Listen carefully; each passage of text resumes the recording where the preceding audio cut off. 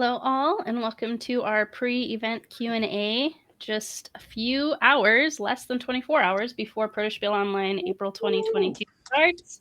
Get and pumped. We have a lot of new people in the Discord server who this is going to be their first time and might have a lot of questions. So we're here to answer them and just kind of go over some things that we know. Like if we don't have questions in chat, we'll go over things we know are common questions. And we have a visitor. Who is the visitor? This is Jedi. He's my little baby. Jedi. The Force is strong with this one. No. And also a Joachim visitor. Oh, and I guess Michael's here too. Hi, Joachim. I not to cause an existential crisis for your cat, but your Jedi does appear to be on the dark side. He is. Oh. But I don't know. I'm not sure if I'm gonna get used to Prince Joachim. The prince is here. Oh dear. Oh dear. Oh.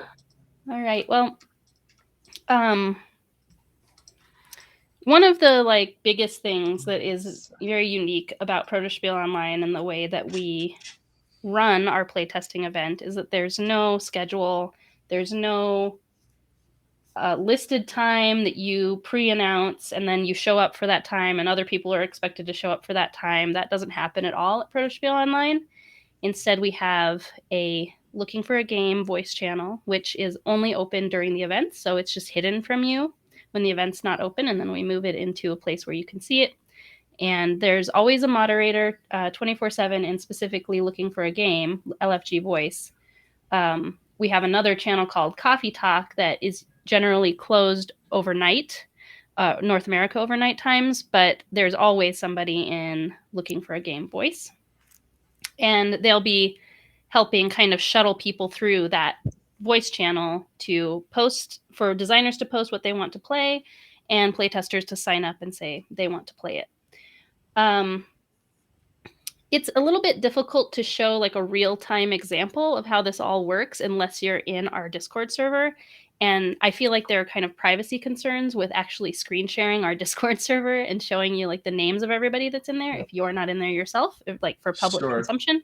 So I'm not going to do that demo. I used to do that for people who were in the Discord server. I would do demos like inside the Discord server.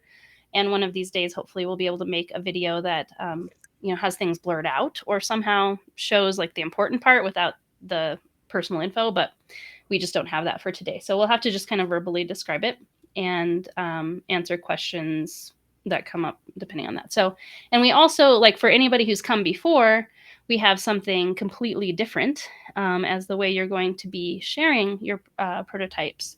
So that's something I can go over I'll find a roundabout way to kind of show you what to expect there. No longer will you be actually posting inside Discord. You'll be using a form that's on our website linked to from Discord. So let me get that open and share my screen. Give me just a second. And I'll show you what the form looks like. And then I can show you kind of like a screenshot maybe of what an example post will end up looking like to help you get an idea of what to expect. Yeah, I'm really excited to see this because I haven't seen it yet. One of the great things I've enjoyed about Protospiel Online for the last 2 years or so that I've been attending is that there's always something new each time you go. And I'm not saying that in jest. That really is a good thing because it reminds me that the community and that Heather and the other event organizers are active and alive and well. This isn't one of these things that's just running on autopilot in the background and that doesn't react to current events or community concerns. They're actively trying to make things better every single time that you attend. And so just remember that when change is hard or difficult or you have to learn new things, we are constantly striving to be better. And this is a side effect of that. And if a dinosaur like me can learn change, as Heather has known she's had to either point me to or remind me of or get my buy-in for like, oh yes, I can do this. Yes, you can do it. And thank you, Michael, for that. That's kind of you to say. Just a second. I'm saving a screenshot for you. Okay, so I'm going to show you actually the whole process of what is going to happen if you click this link, including the fact that you need to be logged into our website and what will happen like if you click it and you're not logged into the website. So I'll go through that whole thing. Just give me a second. Move this over here. So many things open on my desktop. 1 second. Okay. Oh, so I don't forget, Heather, if you need someone in the future to like edit a video and blur out certain sections, that's something I can help you out with. Yeah, that could be helpful. Yeah, it might be kind of like a tag team thing, right? Where somebody else is making the video and then we put it somewhere where you can get to it and help post-processing or something like that. Yeah. So, okay, so this is the link that you'll follow. It's very short. So it's just our website, lfg.post. So you also maybe can just remember that, but you'll find it in the LFG instructions channel in our Discord server. And to clarify, this is for the moderators or for the people who are looking to find players for their particular game? This is people looking to find players. So, but either way, you'll get something that says that you need to log in if you're not. So let me see. This is okay. That's grayed out. So I'll go ahead and do my actual password because you can't see it. And log in.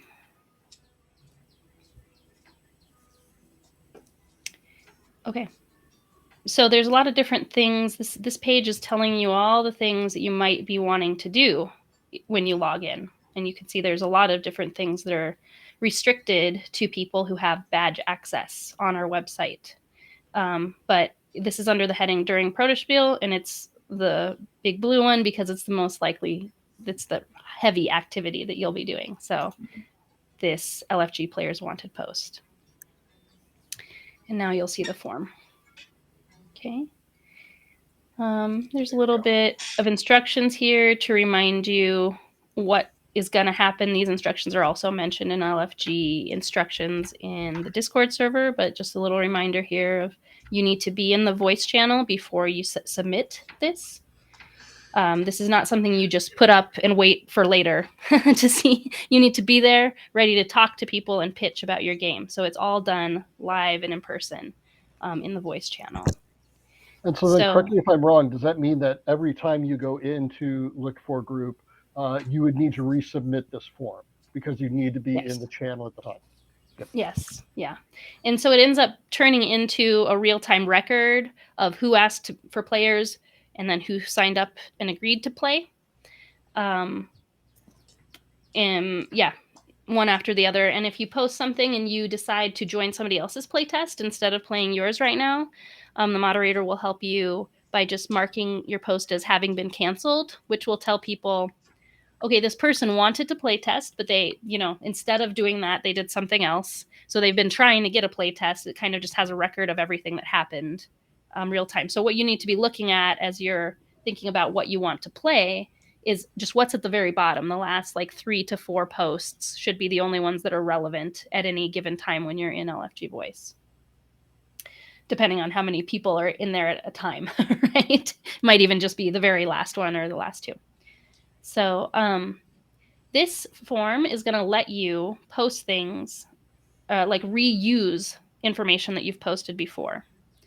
So I'm going to actually add a statement here that I haven't added yet, but it will say posting this form will have no effect unless it's open hours of Protospiel Online. It's just going to, I guess you can post it and it'll save in the website as something you can use in the future, but it won't move into the Discord server.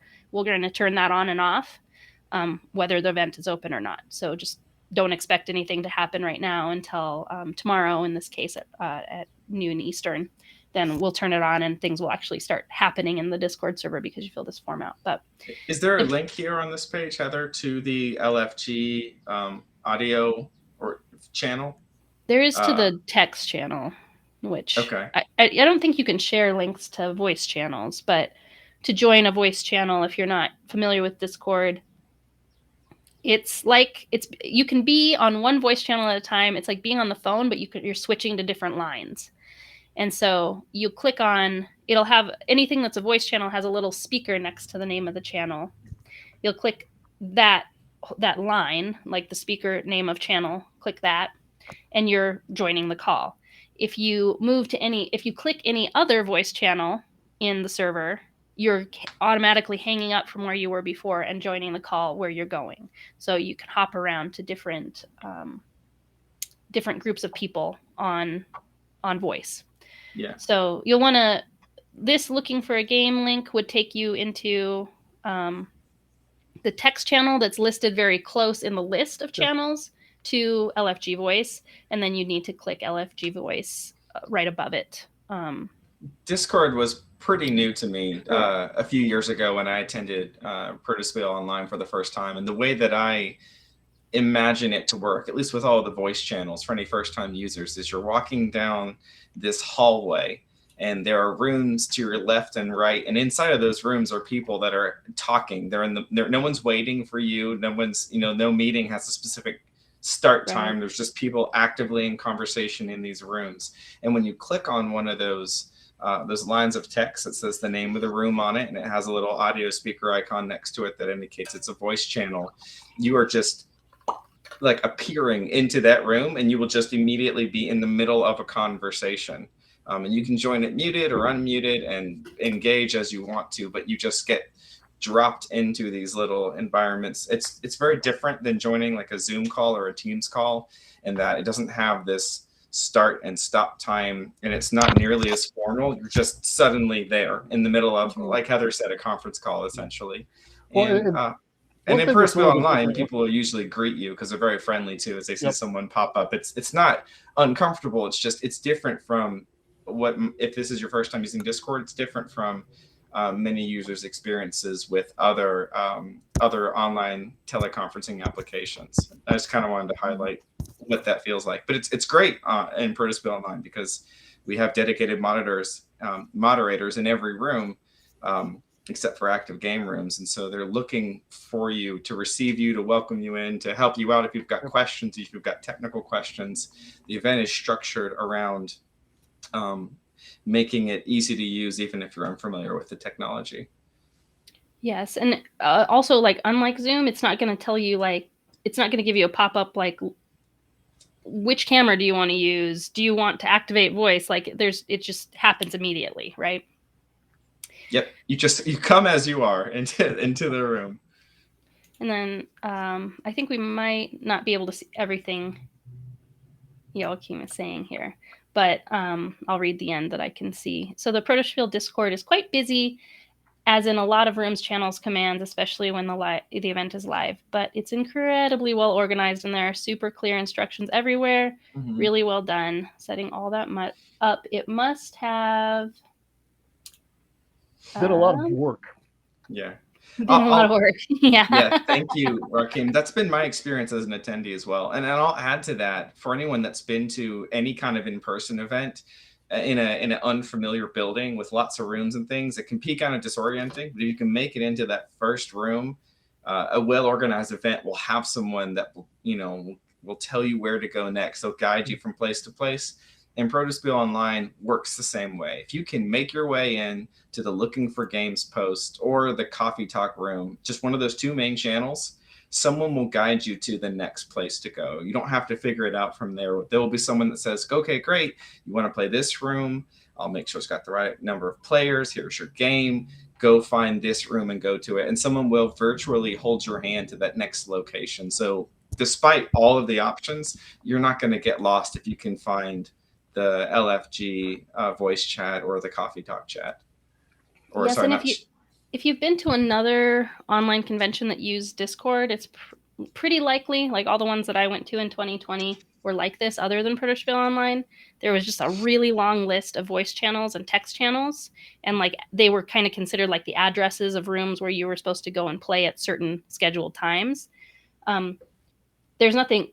The only channels you're going to see when the event is open well, actually, the only voice channels you're ever going to see, because we don't show voice channels unless an event is open, are being used. So they have people in them, and they dissolve into the ether when everybody leaves the channel. So I'll talk a little bit more about that after I go over this, because it's kind of special. Even if you're familiar with Discord, you might not have seen something that works like that. So just a quick demonstration of, you see a lot of nonsense here because as I was building this, I had, dummy information in here. But what you can do in this drop down is pick things that you've entered before in this form. If you, and then it's going to populate the form with everything it said before. If you change the title, it will save a new entry for you. If you don't change the title, but you just change things in the form, that like the information for that title will be overwritten. And so what you select will be the last thing you said. And this is all stuff about what platform you're playtesting on, how long it's expected to take, how many people you need, and also importantly, I guess we can kind of stop and take a minute because I know this is a commonly asked question, is like what you're looking for and what it's okay for you to be looking for and how you need to describe your game. So you have a description here and a looking for, and these have character limit mentioned right here. So you're not supposed to go on and on and on. You want to have a quick punchy pitch here. Like what is the main draw of this game? You want to say in your description. And I don't know, Jay, do you have anything any advice about this part? How to write a good description? I really encourage people to focus on three things, and that is who you are, what you do, and how you win. And when you're in the game, like as a player, yeah. Absolutely. So, Carcassonne, who you are is you either talk about functionally, you are going to be placing meeples down to do that, or you get into the narrative part of it is you are managing a territory, and as you do, you're assigning workers.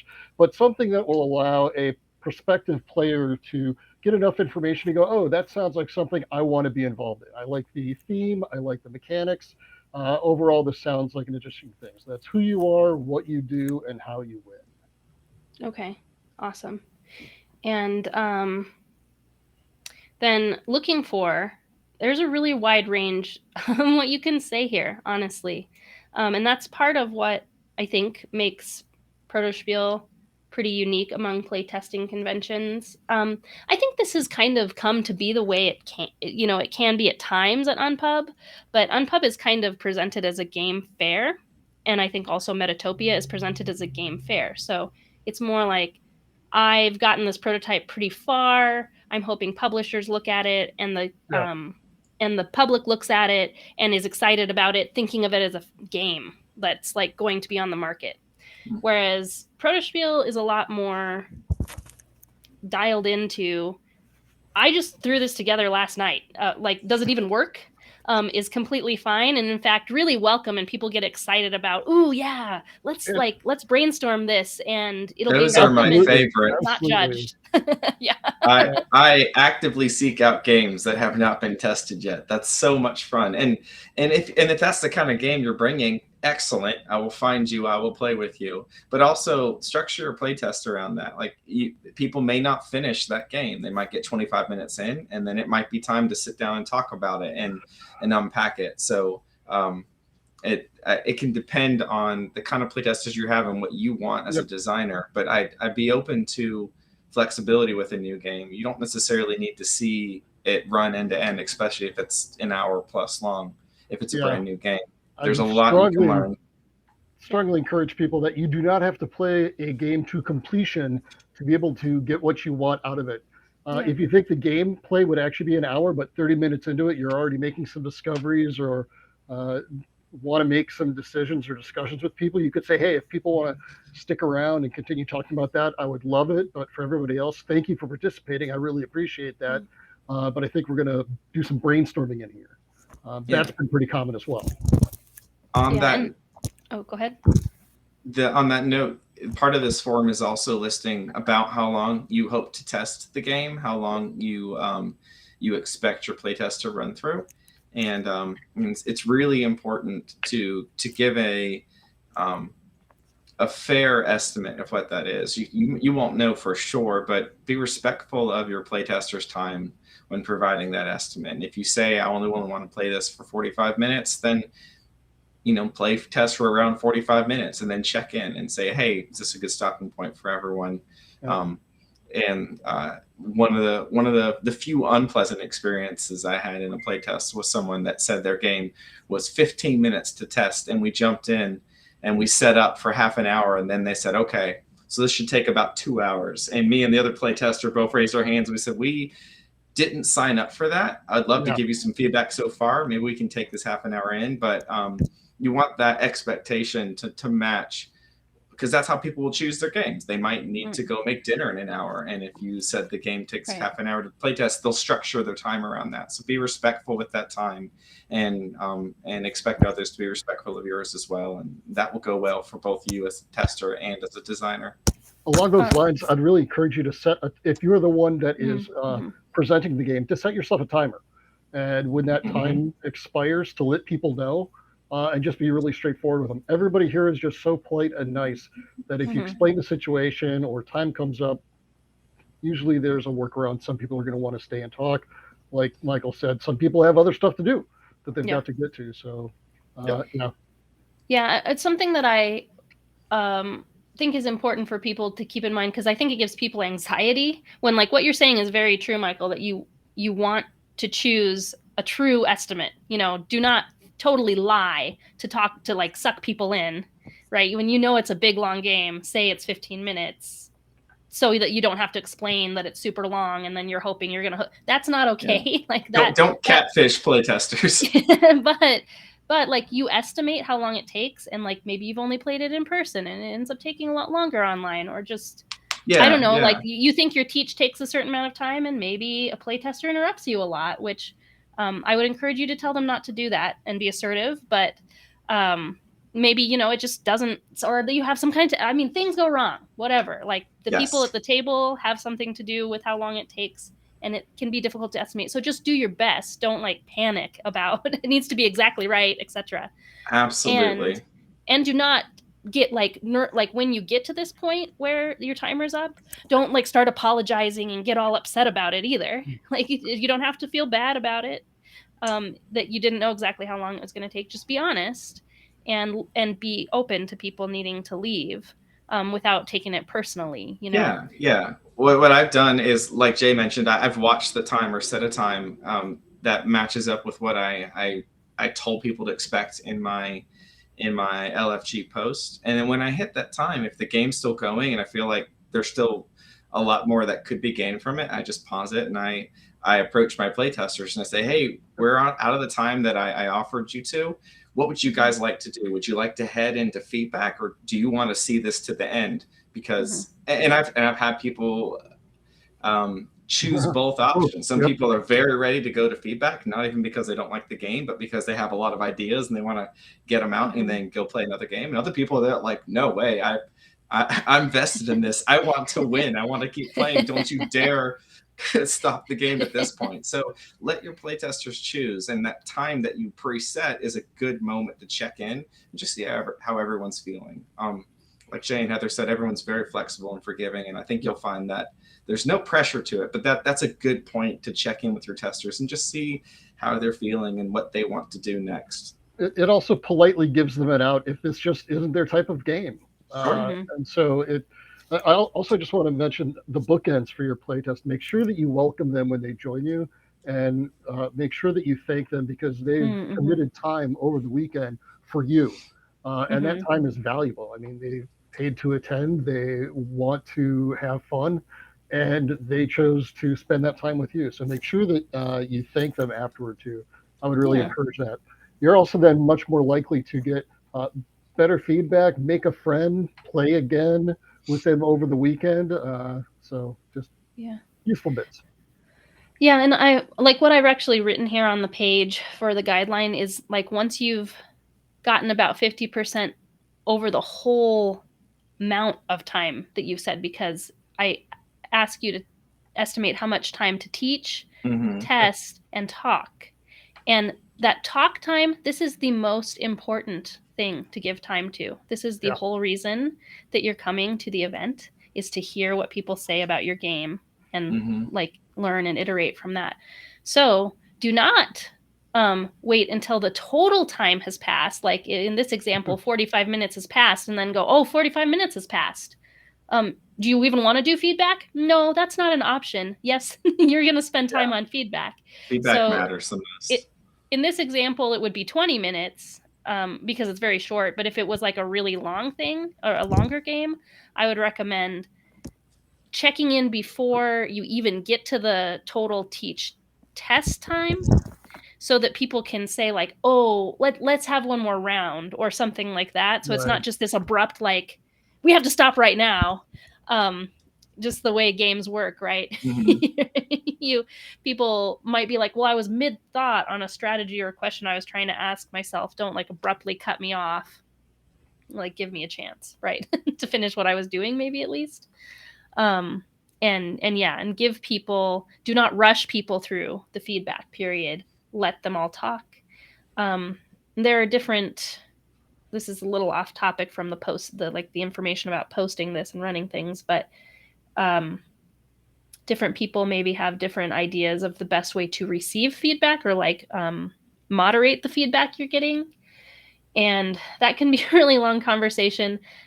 Generally, and maybe we can get to that later, because I want to make sure I show you a couple things before we really dig into that, because that can turn into a really interesting topic. But giving everyone a turn, I think, is the main golden rule there, is let people go in order.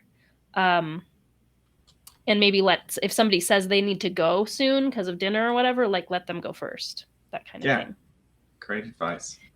But I'll also back up to looking for a couple of things to say there that are common questions are can I do an unguided play test, which you might have heard called a blind play test, but shifting away from that phrase because it can be confusing for people, especially people new to the industry. I have to find sight impaired people to test this now, it's just kind of a confusing term. So you might hear people say blind play test, they mean unguided play test. And are those allowed at Protospiel Online? Yes. Again, something as far as this game is done, I've written the whole rule book, I want to know if I want to test the rule book. That's something you can ask, and be very upfront about what you're asking. Understand that that's probably not it's going to be a special play tester that's yeah, I like reading rule books, you know what I mean? So you might not have an easy time finding somebody, but it's definitely allowed for you to ask, and you can be persistent about asking, or ask around in the groups of people you're with, giving feedback for somebody else. Maybe you'll find somebody that's cool with that.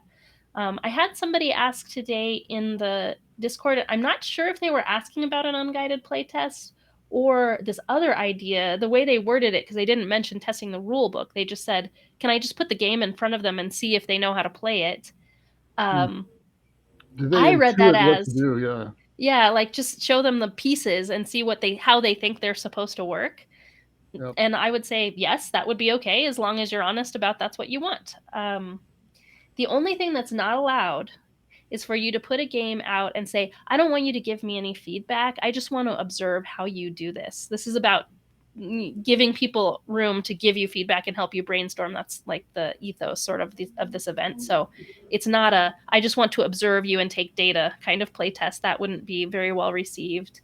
And also, if your game is just finished, it's on Kickstarter, you're taking no feedback, you have no intention to listen to what anybody says about your prototype, then you shouldn't be bringing it. But other than that, I can't think of any type of thing you can't ask for. Whether or not people are going to respond well to it is really long games you can ask for, and you might get. I mean, there's no time limit. There's no rule that you cannot ask for a long game. It just means that you're probably going to get to play once, and then you need to pour in a lot of time for other people, especially if you ask for a lot of people to play a really long game. Yeah, because we have the give in, put in what you get out rule, right? This is probably a good place to plug the Protospiel golden rule, which is basically to try again, this is not a thing you have to calculate or time, but in your own best effort, to try and give as many hours of play testing as you receive. And so that means that if you are bringing a fast party game, with 7 people playtesting it with a big group, and it takes an hour for you to run through the whole playtest. It's really quick and snappy. You want to try and spend around 7 hours to give back and play other people's games. And that might only be 2 playtests if they're really big ones, but try and balance that economy, because there's a lot of other designers at this event. And if one person does a whole lot of playtesting their own game and not a lot of testing other people's, then we dry up our own resources. Like we can't sustain that. This only works with everyone is giving as much as they can take, and most everyone is really, really good about that. And the people I've seen that were overtly selfish in their playtesting, most of them didn't come back, because people can sense that, and people stop wanting to test your game if they can tell you're only there to test and not to give back. But that's the golden rule that we all we ask that you follow, is try and give as much as you receive when it comes to testing your game, and think about not just how long it is, but how many people you're asking to test your game, because you may be asking a lot of human capital. If your game is a lot of hours and a lot of people, that might mean you don't get to test as many runs of it as a different kind of game with a lower player count. Because every person that's playtesting your game is not playtesting somebody else's at that moment. Right, including their own, which, again, most people, not all of them, but many, many people attending the event are there to play your games, but also they have something that they want to get tested as well. Oh, and some other things about this. This is another thing that maybe can cause people stress as they're trying to keep track of it. And I do get feedback from a lot of people that they will go into looking for a game intending to play test for somebody else. Like, I'm here, I'm a designer, I've already tested my game yesterday, I just want to play test. And everybody's like nervous, and they don't post their game, and they're like, oh, I saw your game and I want to play your game. So if that's just the way it goes, like, you don't have to feel super guilty about it, because if everybody's asking to play your game, then you can let them. You may, and it also can be something too, like, we run this 3 times a year. If that ends up happening to you, like you were trying to play test people's games and just like everybody kept pestering you to play your game and you didn't want to say no, you'd be like, all right, well, maybe next time I'll just simply buy a playtester badge and like make it really clear that I'm only here to play test, and it'll save you money too. So like, it also can be, if it needs to be that way, kind of an ongoing tab, right? If that's how it happens. It's just about an attitude of fairness and equity, and in your time and everyone else's. And I mean, at the end of the day, no one's calculating that, but it comes across pretty clearly over the span of a 3-day event, what your approach is. And most people are really, really generous with their time, which is the reason I keep coming back. It's awesome. And another thing also about, like, if you have a really long game, it seems kind of common for people that have big giant games, they're like a team of designers, is pretty common. So you also can think of this as the amount of playtesting time your team puts in is how much your team should get back for the project, right? So if you have like your co-designers, there's 2 of you, you both come, one of you can be playtesting for other people while the other of you is running the game. And that's kind of up to you to decide. Like, you can also save money by buying just one designer badge and one playtester badge, right? And the one person is designated playtester, and that kind of keeps everything fair. I've heard people say, oh, I wouldn't recommend that, because part of what you get out of coming to Protospiel as a designer is learning how to pitch the game and seeing, like, experiencing what it's like to have people respond to your pitch. So maybe you both want to get designer and you want to trade, like one of you runs it once and then the other runs at another time, but each of you spend time separately, play testing, even maybe while your game is running in another table. So those are just, all tips for keeping this all in balance, right? And the playtest platforms are drop-down lists that have approved platforms in them. And if you're watching this and you are you're newer to the community and you haven't seen anything that's been going on with this, it has been in the past that Tabletop Simulator was what was used at Protospiel Online almost exclusively, just because of sort of not because it was the official platform or anything, but it's because everybody ubiquitous. taught each other how to use it. And so that's when they were using. And it's no longer being used at Protospiel Online until further notice. For the foreseeable future, I don't think it'll be used at Protospiel Online. So there's a reminder about that so that people don't have questions when they find that it's not here. And there's this full, very long, detailed article that explains what happened with that. So we just spend our time talking about that, but it's available there for you to read from this page. And then also talking While about you're there, do you count. want to just real quick hit the list for anyone that's watching the video of what the approved platforms are? Oh, sure. Yeah, and I mean, I'm making it clear. Don't ask me to add Tabletop Simulator right to the list up here. The answer is going to be no. But if it's not Tabletop Simulator, and I haven't added it to the list, like things that weren't mentioned above, not on the list, talk to me about it, and I can get it added. Is that something? Is that for this event, or is there still time? Yeah. Are you soliciting additions to it at this point for supported platforms? I think I could still do it right now. There you go. That's very generous of you. It's unlikely that there would be anything. I did hear back from people like, hey, I've built my own app. How do I do that? So that's in this list now. I've put my game into Neopets and I want to host it through as a minigame format. This could probably be kind of a catch-all for strange things. Board Game Engine is something that nobody's going to be picking now, but I'm hoping that it will grow into something that we can all use because it's a new an in beta sort of option that's supposed to have a lot of tools that help you even build the game in the first place, kind of like data merge and that kind of stuff eventually. I think their roadmap is very ambitious and it probably will be a long time before it's ready, but I've just put it in there so whenever it becomes usable, it's going to be there. And Gather.town is a kind of a metaverse, and that's a creepy buzzword, honestly, in my opinion, but not the metaverse. Not the metaverse, but it's I guess metaverse means to me, or it's coming to mean to me, some kind of platform on the internet where you can be represented by an avatar and interact with a virtual world. And so that's why I say Gather.town is like that. When you go into it, it looks a lot like a Legend of Zelda game, sort of. You have a little avatar that looks like a Legend of Zelda character, and you walk around an environment, and as you move closer to other people, you become voice and video connected to them, depending on like everybody's settings. And it's actually more like a Zoom call than Discord because it has a group chat, like very similar to Zoom's group chat, where you can mention people who are in the same larger space than you. And then when you come into, depending on how the host has set everything up, when you come into video to video, then you also have like a private chat that's only for people you're on video with right now.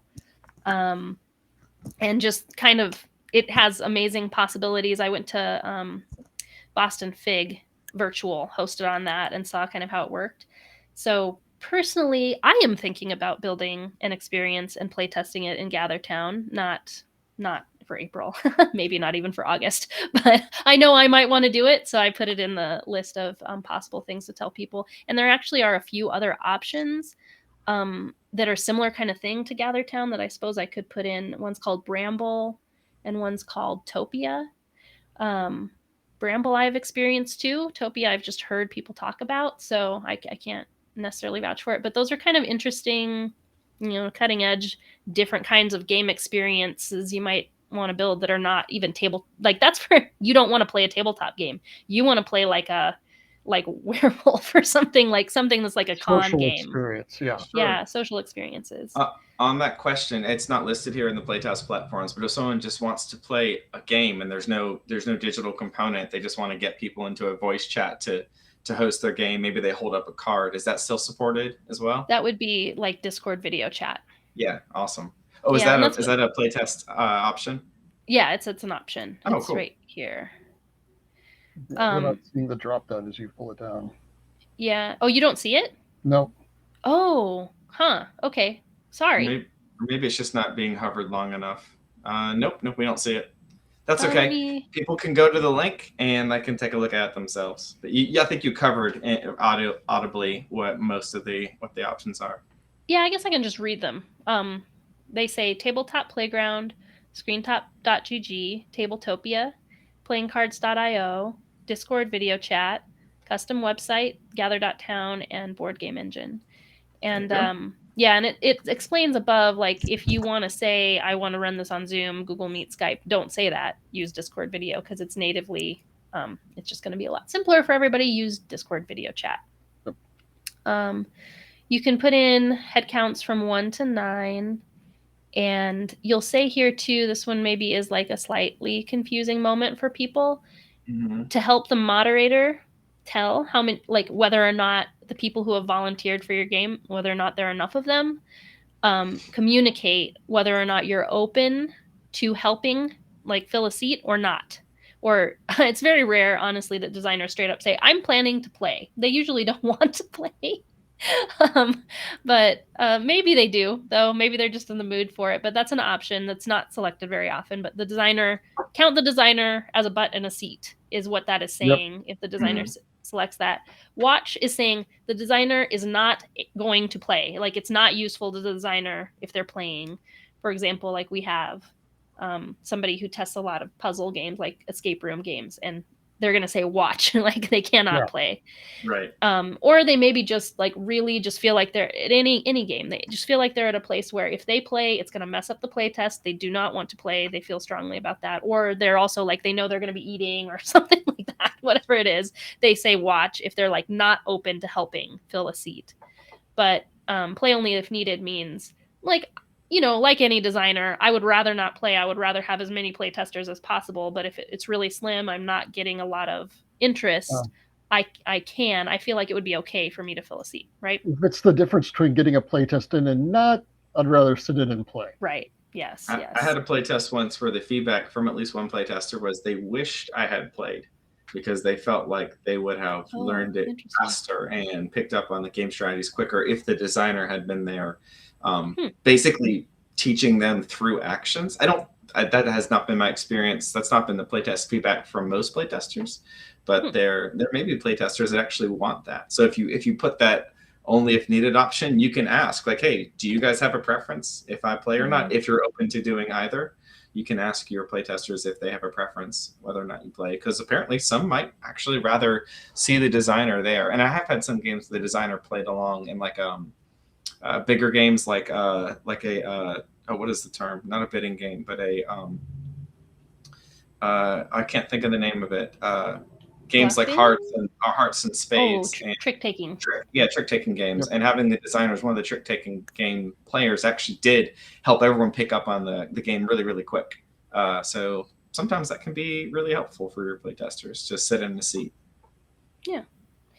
And then just to give people, this is just quick, like, this is for a casual audience, a medium audience, or a heavy audience, to help people just quickly get an idea of, like, okay, the type of gamer I am, I'm just not going to like that kind of game, right? Yep. And also the development status, you can choose new, middling, nearing completion, or final testing. What the difference is between nearing completion and final testing is, like, I guess final testing, this is like the rule book is done.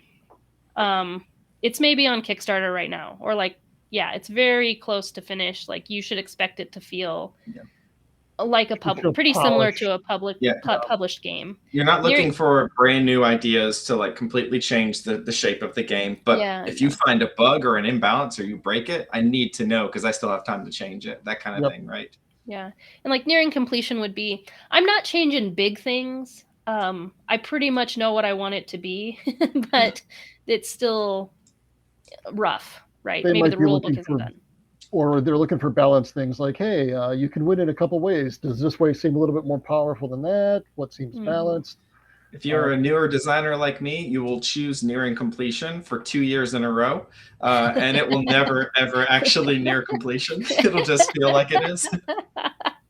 Yeah, and I mean, that's fine too. That might be actually middling, might actually be the real true answer. But in retrospect, it should have been, but I thought I was almost done. No, I've got games that I've been working on for 6, 7, 8 years that are still near completion. So yeah, it's Right. hard to know happens. where you're at. Just give your audience a general feel. Again, it's about level setting expectations so they know what they're getting into, and let the playtesters be a little bit selective in the kind of game they're in the mood or that they have the time to test at that time. Exactly. I see. Joachim said something. Few testers at Protospiel have helped me with unguided playtests, and they were super helpful. So it happens. There are the unicorns. And then how are you hoping to bring this game to market? So this question you might ask me, like, why is this here? And it's because when publishers do come to Protospiel, I get feedback from them that they want to know what things that they're looking at are worth reaching out to the person about. And you should just be honest here. Different publishers are going to feel different ways about things. Some publishers, if you're even considering self-publishing, they just don't want to talk to you about it because they know they want to be able to take it over, and they know you're going to be one of those type of people who's uncomfortable with letting them completely take it over. But you should be honest about, like, if you are considering self-publishing, but you'd also be open to a publisher taking it, that's what you should select. You also can communicate that it's already under contract with a publisher. You definitely are self-publishing, like you have decided that, like you're working on it, this is the path you're taking, or straight up, I want a publisher, looking for a publisher. So then publishers know if they see something in the list of looking for a game that they're like, oh, that's like really right in our wheelhouse, or I know somebody, or something like that, like it really catches their attention, they just know in advance like how it's probably going to be received if they reach out to you, right? So that's just that's for their sake, because I've heard feedback from publishers that they wish they knew, with all the information being shared about games, what's on the person's mind. And then completely optionally, the last two things are your survey link, which there's a link here to a template that we made in Jotform that you can use as a basis for your survey, or you could just make your own survey, any kind of survey you want, and put that link here. It'll only accept a link. This field will only accept a link. And then the next field is your listing on our website. And again, there's a link to where you go to add the listing to the website. And optionally, you can add it just so people can get even more, like see pictures of your game, get even more information. If you've decided to add it as a listing, you don't have to list your prototype on the website to be allowed to playtest at Protospiel Online, but it's a good way to create a professional looking blog post about your game that you can share on social media. It has like social sharing buttons on the page, and also it's just kind of a history of sort of what was presented this time. And they are set up that way, so it's like there's the April listing. So if you come back in August and you want to list the same game, you list it again, it'll be listed then as presented in August. And it's okay if you leave it exactly the same, or you can change it from time to time. In the long run, I want you to be able to edit your posts. Right now, that's physically impossible due to a bug that's in the website. So make sure you're listing it right the first time. The only way to fix it is to delete it and post another one. I can delete it for you. That's the only thing I can do to help you change a post. So Heather, if somebody comes in and they've got more than one game that they want to playtest, have you had people who have submitted like that? You would recommend that they only submit the game that they're doing that, rather than trying to preload things? Because if they did two back to back, that would issue two looking for game requests. Right. Yes. Correct? Right. Yeah. Unless it's outside of event hours. So if you do it before noon tomorrow, you could submit a couple forms and just nothing will happen. Right. But the data would be pre-built, or the data would be saved in there, and you could just drop down and select them later. Yeah, and this form is going to remember from past events. Right now, the prototype listing form is not going to remember from past events. That kind of thing is the type of thing I would like to build in that, and doing this might have helped me figure it out. It's very complicated, I'm sure you can imagine. But the prototype listing form is longer. It has a lot more information in it, and a lot more fancy information like images and long form content and stuff like that. Videos, like you can post a video to how to play video, or a sizzle video. I have 2 spots for videos in there, so you can even share videos if you've made them, kind of pitch videos on your listing page. All that's optional stuff. Some of it is shared information, and hopefully one day we can streamline it. And I do have this general ability to remember things that you've put in the form before. But the tricky thing is editing an existing post versus making a new post. Like, making a new post is a lot simpler than editing something that already exists. And that's kind of the step I haven't been able to work the bugs out of. Yep. And you have to do a CAPTCHA and hit submit. So submit, this means it's going to post on the Discord if the event is open. So don't hit it unless you want it to post right now. Yeah, you're unless not getting you're in a the voice preview channel screen. You're not getting anything like that. This is it. Right. So we've given this a very thorough coverage of everything and the aspect of every element of the form to give you just a 30-second zoomed out snapshot of how you do it, because it's really not complicated. If you want people to play your game and you are ready to play test it right now, you've loaded it into whatever kind of digital platform you're going to use, and you're present and available for the next period of time, you will go to this form, and you will also, which is the protospiel.online/LFG-post, or you can just find it on protospiel.online. And then you will also go to the voice chat LFG inside of Discord during the event while it's active. You'll join the voice chat and you'll go to this forum. You'll fill it out or choose one of your pre-filled out options if you've done it before during the event, and click submit. And then a little pop-up will show up inside of the running chat for the voice group that you're in. And a moderator will take over and see your post, see that you are active in the conversation, and help you to collect or to recruit people to play your game. And they'll recruit enough people based on your requirements and then send you off to play. So it's not that hard. You just have to show up and make the post, and you'll get something like this that Heather is showing with all the stuff you put in. And that will help the other players in LFG to figure out what kind of game they want to play test. And so yeah, that's the process. Do we want to give general tips about this? Do we want to take questions from the chat? Are there other things you wanted to cover about the Protospiel Online event?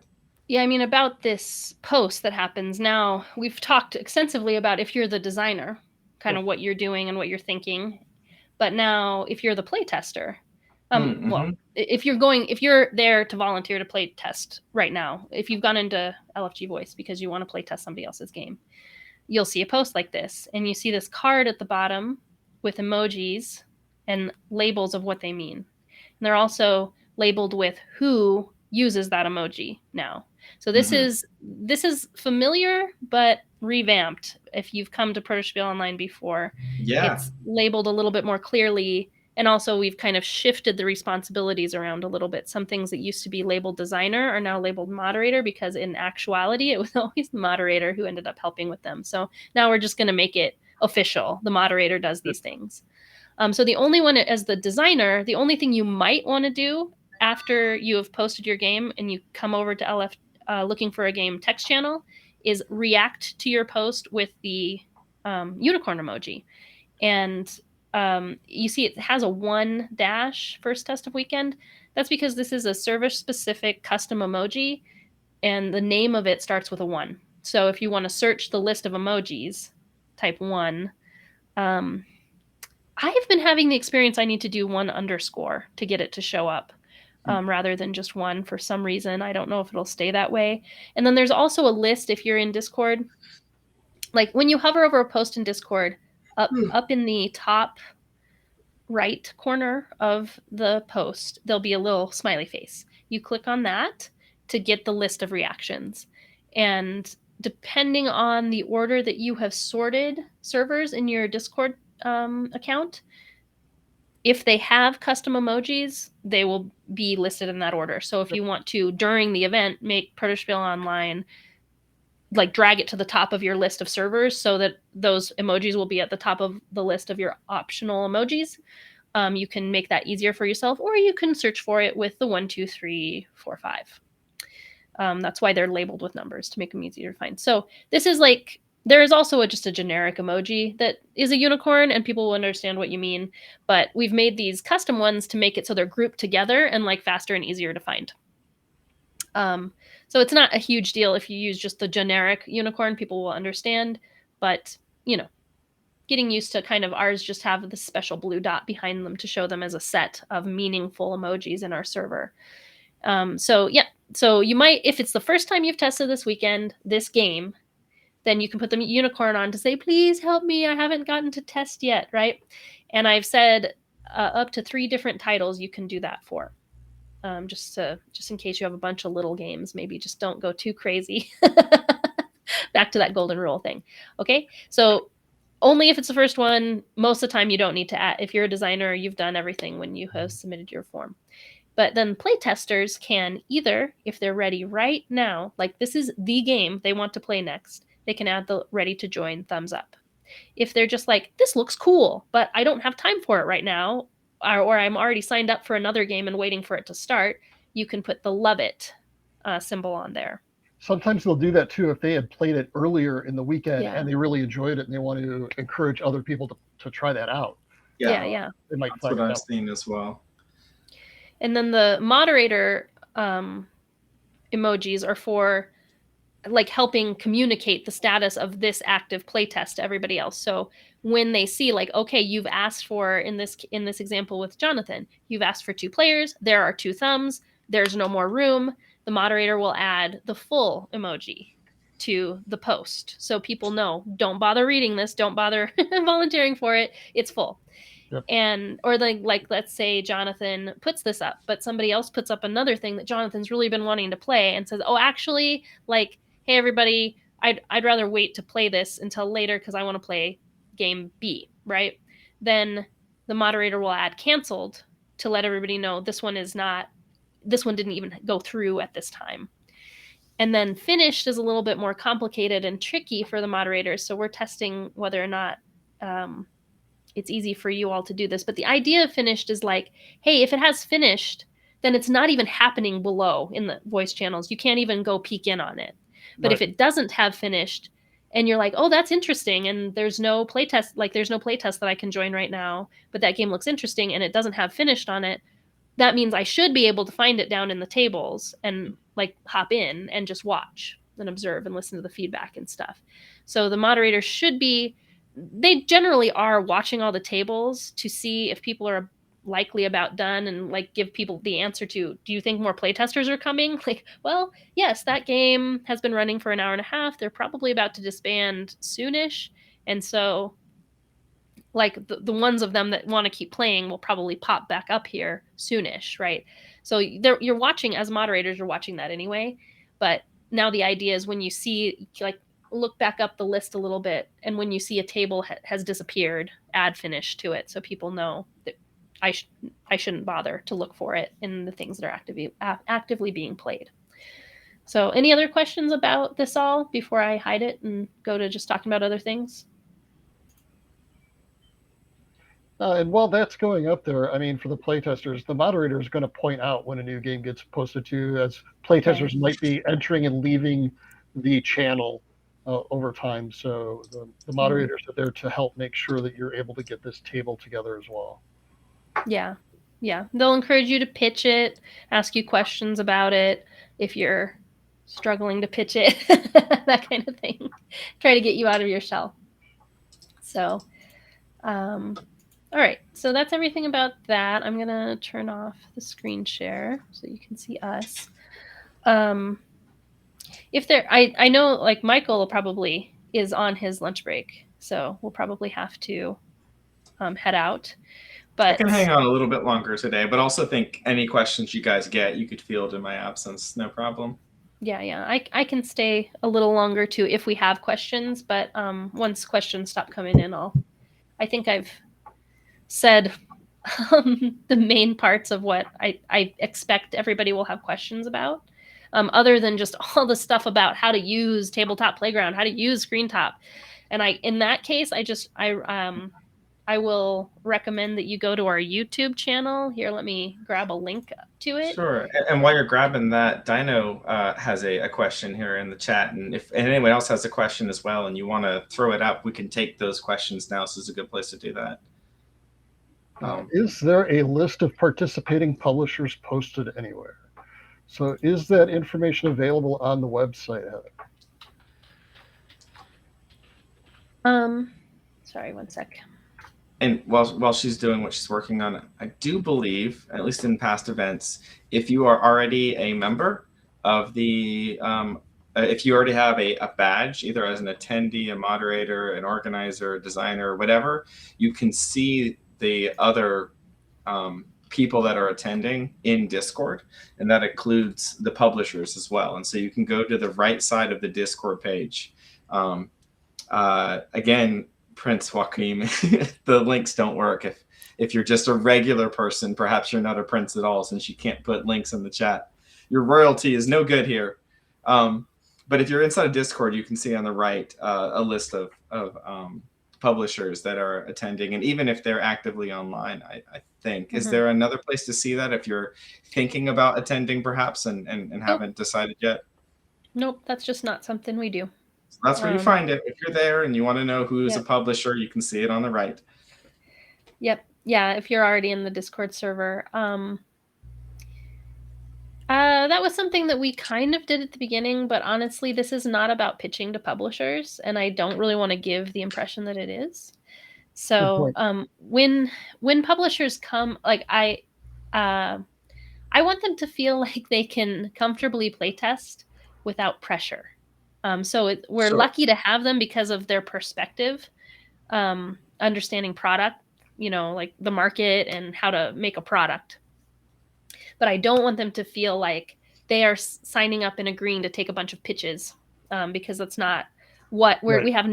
There's no scheduled events. There's no scheduled pitch meetings. It's not a pitch fest. But if you do, you can put your sell sheet in the Discord server, and I do feel like that is kind of like a passive pitch.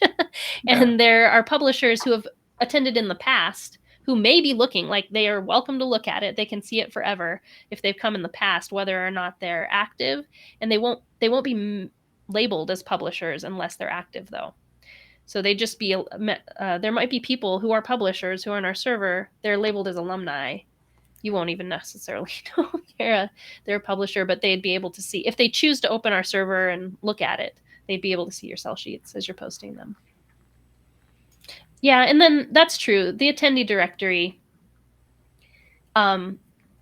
if they've submitted their headshot to the attendee directory, and they'll be labeled as a publisher in there. So you could open the most recent directory and search for publisher, but that's not necessarily a list of everybody who definitely is coming, because they have to opt in to choosing to be in the attendee directory, and they don't necessarily always do that. But and as Heather mentioned, this is not an event that is pitching focused, and finding a publisher and trying to cold message them in Discord is probably going to do more harm than good. But but good can come from it. The last event I attended, I had a publisher play my game. I didn't actually realize at the time that they were a publisher, and they weren't directly interested in it, but they messaged me afterwards and said, "Hey, I know another publisher, and this is exactly the kind of the game that they would want to see," and they gave me a lead to follow up on. So it doesn't mean you won't get an interaction there, but that's not the purpose of the event or what your focus should be. A link to the Discord isn't possible to find anywhere. If you buy a badge, you'll be added to the Discord server. So it's that's not where you a find it. Shared link. Yeah. It's behind the paywall. Yeah, I mean, so I guess technically the answer to that is protospiel.online / badges, which I can put in here just for completeness sake. Any other questions? Did I miss anybody? And again, if anybody has questions when the event is live, what would you like them to do, Heather? Talk to the moderator that's live in LFG, or message at front desk. There is an explanation of how to do that in the Tech Trouble. Let me make sure I really say the name of the channel correctly. Tech Trouble Fac has a post in it. Oh no. Not Tech Trouble Fac. Code of Conduct Fac has instructions about how to message front desk if you don't understand how to use that bot or you've never used it before. That's the best way to get in touch with people because multiple people see that message rather than DMing somebody that you see as a moderator or organizer because they might be away from computer. But if you message front desk, everybody who has access to that bot can see it and you'll get helped much faster. But also there will always be somebody live and looking for a game that you can just talk to voice to get your questions answered too, as long as your microphone is working, that is. And that's so. It's true. If the problem is that your microphone is not working. Right. Your only response is to go to the bot, the front desk. And let me, I'll also put in the chat rather than just Joachim saying what the attendee directory is. This is the link for it to see who's coming. And at the top of that page, if you're coming and you haven't added yourself to the attendee directory, there's a link to get yourself added. This will stay on our website in perpetuity, I guess, unless you very specifically ask us to remove it in the archive of who's come. So you can look back at past events that you've come to and remember who you met, maybe find their contact info, whatever contact info they've decided to share. That the rules around the attendee directory is it's for headshots only. So it's not really like an advertising thing. It's a let me see who you are and feel like I know and remember who you are. It's a way to help be connected to each other. Yeah. Other things, first-time attendees or even repeat attendees sometimes have questions about the ongoing games and events, like the meta games. I would not try and explain that in detail here, but they are all explained in great detail in Discord as well as on the website. So if you want to find out more about the Shout Out Palooza or the attendee bingo or the other things, I find those a lot of fun. I like the meta games within the conferences, and I try and participate in those every year.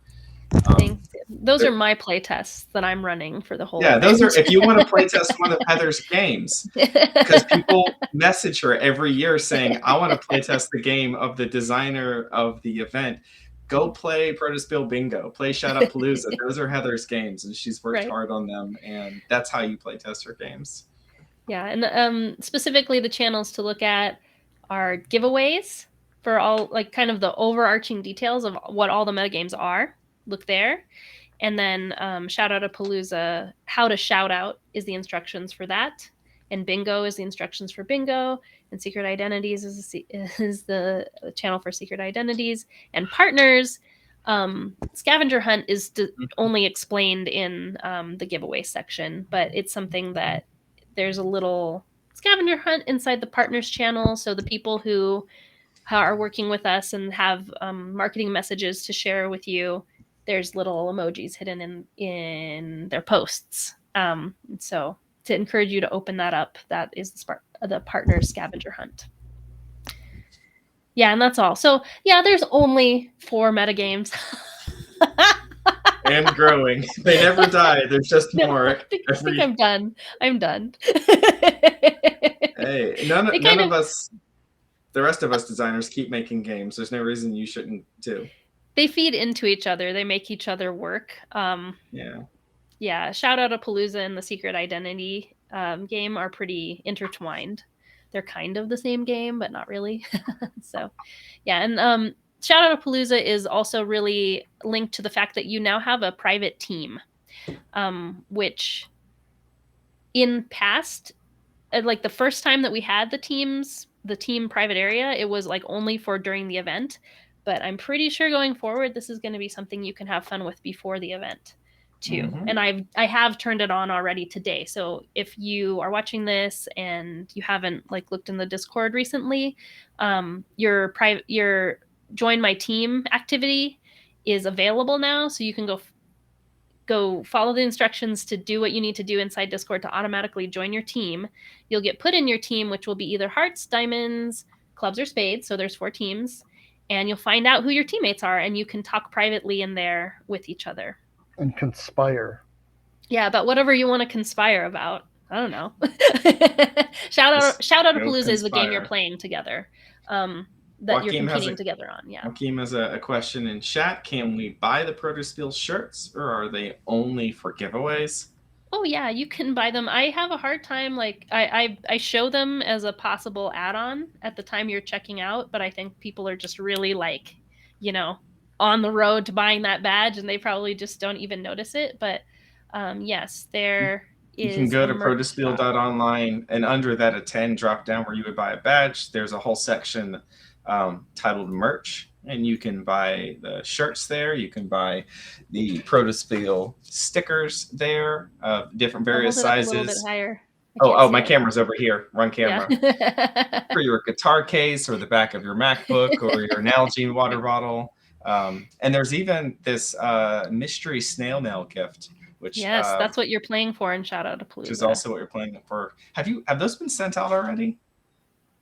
For last time? Or no, I need to post about it. Like, I'm still building the fulfillment system, but yes, they're like, I haven't gathered people's mail, like, addresses yet to send it out, but they're ready to send out, except for that. Yeah, just the.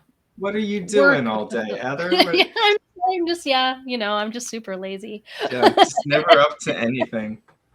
What'd you say? We want the low number in Discord, so no time for add-ons. Oh, he's talking about that when you buy your badge, it shows a number in your badge of like how quickly you purchased it for that event. Yep. So it's for the top competitive. There's a race for those top computers to be the number one. It's a single digit. It's like if you're a single digit. Yes, there's some your badge competition number there to get your badge number as low as possible. Oh, I see what you mean. Like, yeah, you don't have time to buy merch when you're checking out your badge. I gotcha. Nope, you gotta get through it ASAP. You can come back, Joaquim, and you can buy that sweet merch. Get a Protospiel t-shirt, represent. Get a sticker. Get an envelope with surprises inside. It's a good stuff. Yeah. So the prizes, you'll be able to buy them after the fact. If you didn't win it, but you want one, I'll be encouraging people who did win the prize to share pictures of it once they get it. Ooh. And Heather's games are all pay to win. You heard it here first. You can just spend dollars and win. Right. Yes. So, and that's been also part of the getting everything set up and ready, is like also making that product and figuring out how to keep that all organized so people can get it if they're not the winners, so they can kind of see. So I can share what you're winning, like somewhat tangibly, but it's always going to be a secret. Like, all you're ever going to see is the envelope that it comes in. Very exciting. It's like the in-game currency is kindness, but the meta currency is cold hard cash. Oh, that's great. Anyway, yeah, if you didn't earn it through kindness, then you can just use cash and corruption. Just like the real world. He says you can't buy friendships. Oh boy.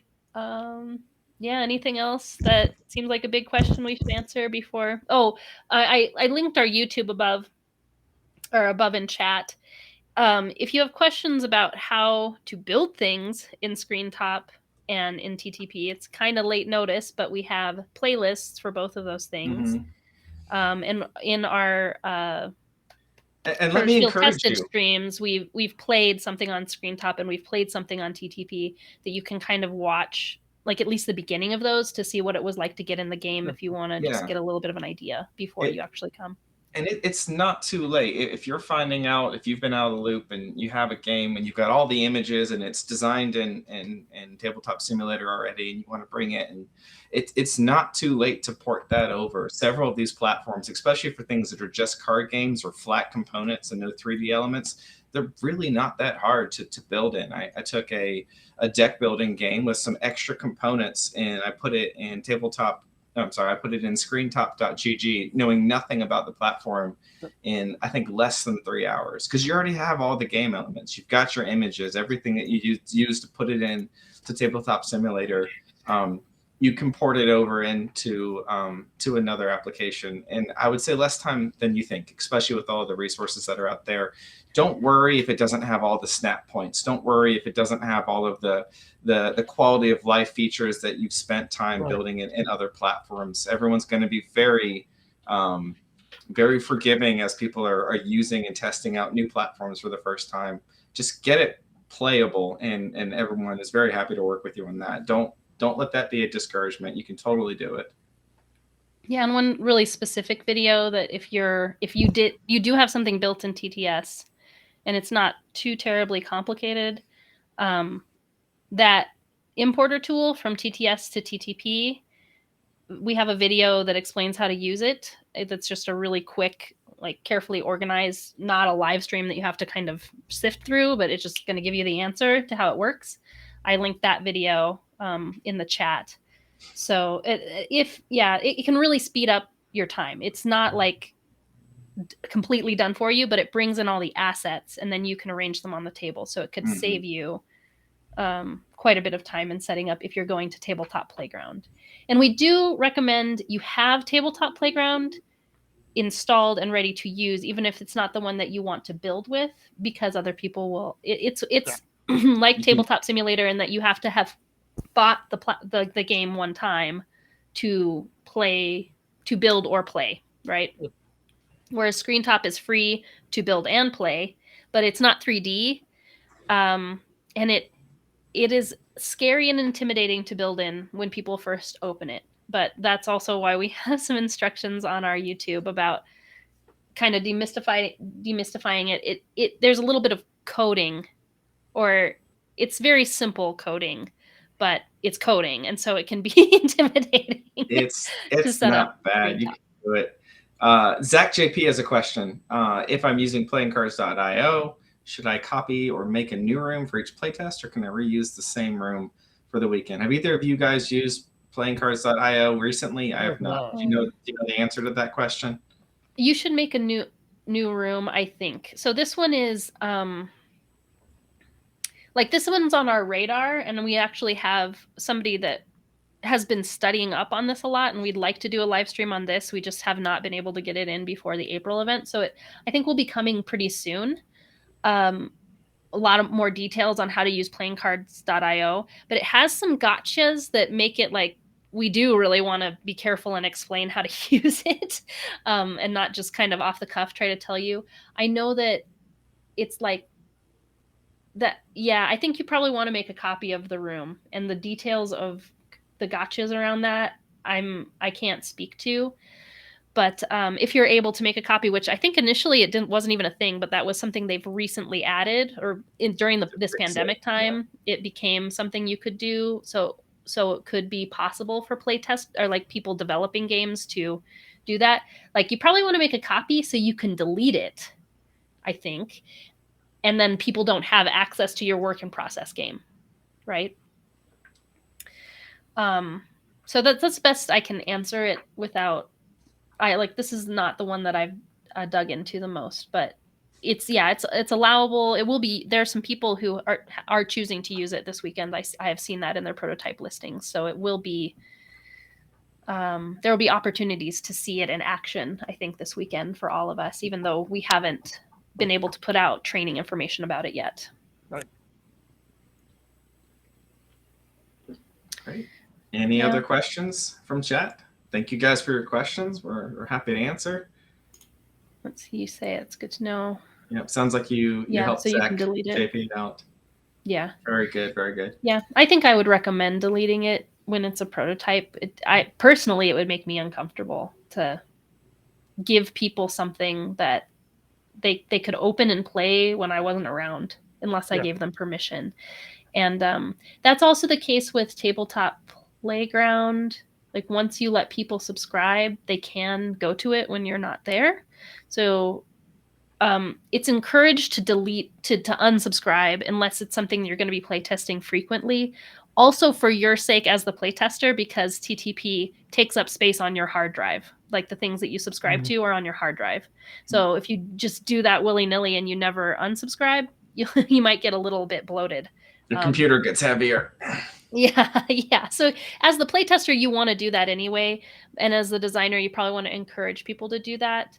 And if you really wanted to force it, I think, the same kind of thing, like maybe you could make a copy and delete the old one if you really got frustrated that people were subscribed to it and you didn't want them to be. But people who are subscribed to it, there's a whole thing about whether or not they can share the link with other people. And I'm reticent to answer that question.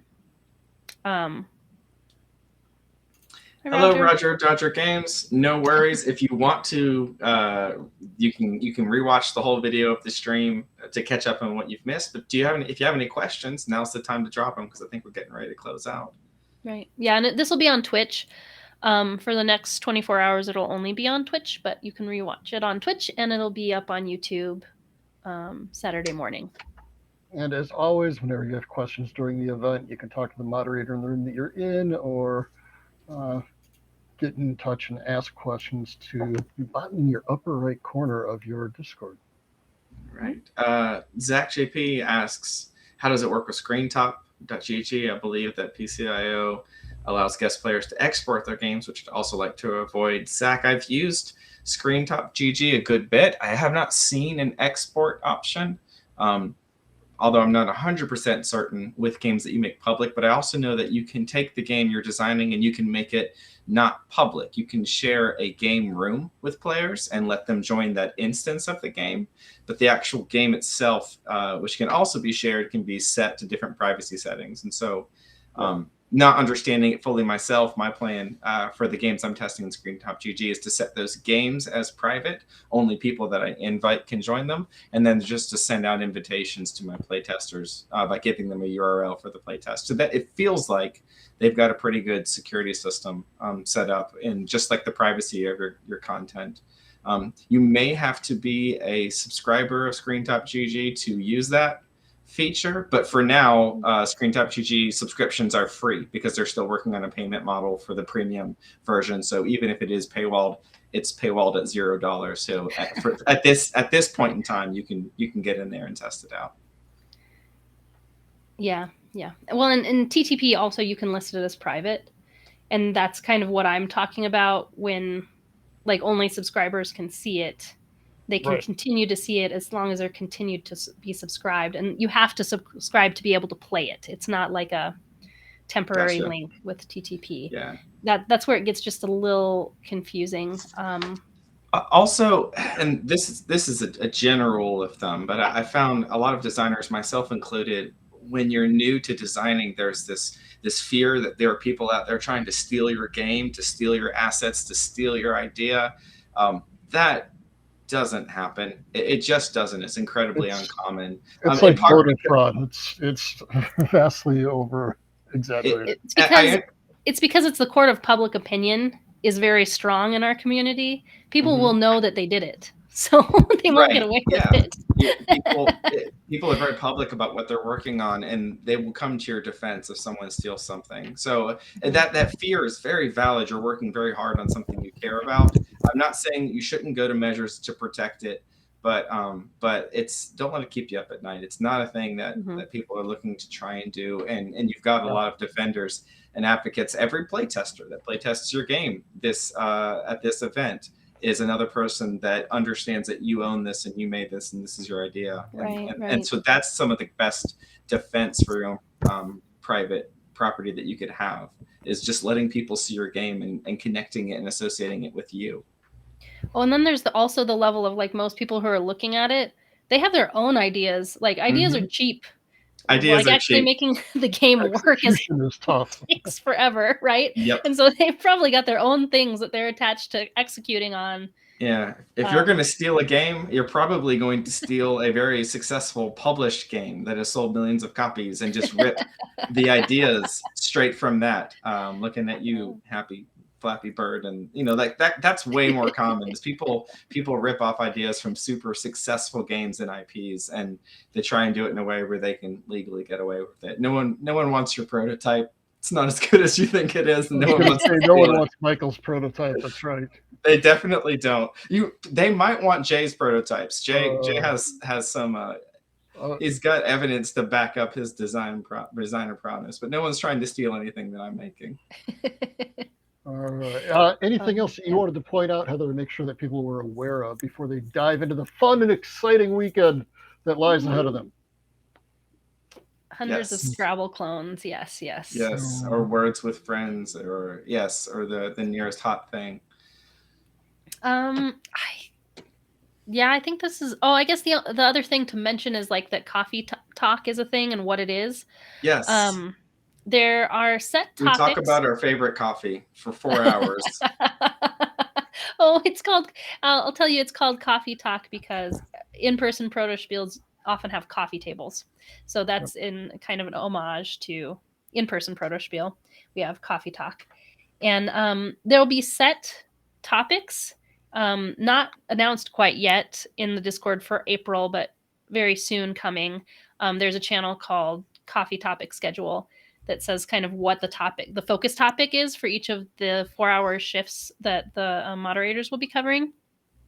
And that's a very loose, no presentation, come in as you like, leave as you like. There's no being late or early. It's a place to socialize, but just there's a focus topic to help people understand like, oh, maybe that's a time I want to make sure to swing by because I'm interested in that topic and I'm interested in talking to other people who are interested in that topic.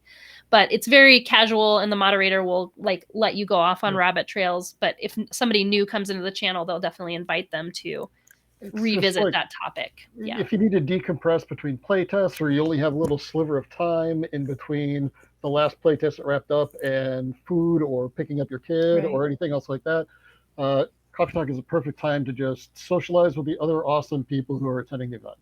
Yeah. Yes. And we have 2 sponsors for April, covering like certain spots in the Coffee Talk that'll be in the schedule when it gets posted. But I'll tell you the first coffee topic of the weekend at noon Eastern Friday is Jason Slingerland and Nicole Amato from who are 2 of the hosts of the Building the Game podcast, which we're really excited to have them with us. And they're going to be doing let's all share our best design tips. And they're going to be compiling a list that you can then get as part of the bingo prize for April.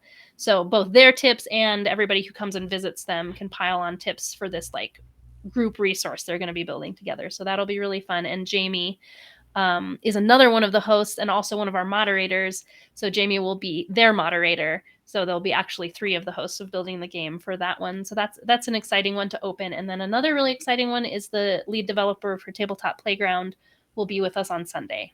Yeah, super cool. So you can come and ask specific questions and give him feedback. I think that's part of the reason he was excited to sign up, to have like kind of a private. These are not recorded also, by the way. So everybody can feel free to talk without worrying about what people are like, feeling camera shy. Basically, you're just talking to the people who are with you. That's all it's ever going to be. And so that's nice for Robert, the Tabletop Playground developer, because he can maybe say a little bit more than he'd want to say publicly about things he's considering doing, and hear back from people who use it as designers how they feel about that or what they hope happens. Yeah. Since it's on Sunday, any games that you've played on that platform leading up to that, you'll have some experience and your own anecdotal evidence to be able to share what it was like to be a player, what it was like to be a designer, putting the game into that platform. So it'll be very, very helpful and interesting conversation. And will there be a board game design jam? Nope. No organized events to distract from playtesting, not during the weekend. There's enough stuff going on. Yeah, there's enough stuff going on. This is something I think is like an interesting concept.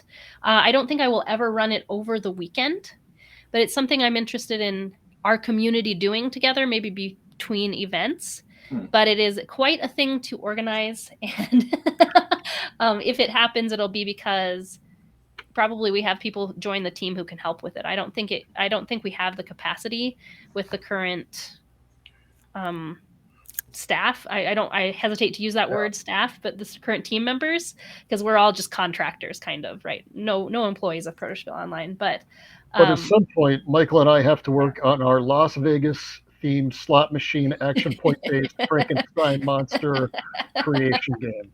So I got my notes for that. I'm more interested in the LGBTQ multicolor rainbow space mission. About outrunning the darkness, I think. We have and I think, well, and something when I've brought this up, sort of talking to our community about how it might work to do some kind of game jam or game design contest or something like that. One thing that came up was that Break My Game does something, they do game jams, and we've been invited to, partner with them on that. And that's something I'm definitely interested and open to doing. So we might the answer to that question one of these days might be our community participates in this other design jam. Yeah, then we can invite you to come with us over there. It doesn't have to be exclusively us for everything we do, but having something that everyone in our community knows about is a lot of fun. Yeah, totally. Exactly. Any more questions before we close it up? I'd say also, if you're just a playtester and you want to go and kind of get amped, we're going to be doing that tonight. At 9 p.m. Eastern, David and I are going to be just doing this together, so you can watch along and hear us talk about the prototypes that will be there over the weekend. But you can go to our website, look under prototype listing April, and you can click interested to play on the ones that you want to just kind of give the designer some encouragement, like, hey, I'm hoping I see you in LFG. I'm hoping I can hop on your game. That's what interested to play is for. It'll send them an email automatically to let them know that you're one of the people interested, so they can watch out for your name in the Discord. And you can also say, each time you submit one of those interested to plays, you can choose to either have the list of things you've said you're interested in sent to you or not. So you could do a few of them and then say, okay, yeah, I'm done browsing, I want my list. So you can kind of have this automatic, it'll send you an email that you have this list of the things you were interested, so you can remember what they are. Very cool. Awesome. And thank you big to Heather for all of your hard work on this event, and to all of the moderators, designers, playtesters, and everybody else involved, because without that and the community events like this wouldn't happen. So thank you. Thank you guys for being moderators. Both of them are new moderators this time, so be kind and gentle to them if you're an attendee. Oh, and also new attendees, we now have them marked as orange. So if you're in our Discord and you see somebody marked orange, that means this is their first Protospiel Online. So maybe be a little gentle on the way you give your feedback, or just like help shuttle them around, help them learn the ropes. Yeah. You can identify them by their color, whether they'll have a die if they're designer, light bulb if they're a playtester, but whether they're a designer or a playtester, they'll be orange if they're new. It's hard to look confused and lost in a digital space. So that's our way of letting people know, hey, feel free to ask questions. We'll help you find where you need to go next. Yeah, thank you, Zach. Thank you, everyone in the chat, for your questions, for participating, for being a part of this event. We're so excited to see you this weekend. Yeah, thanks for joining us. Looking forward to the weekend. We'll see you soon. Bye.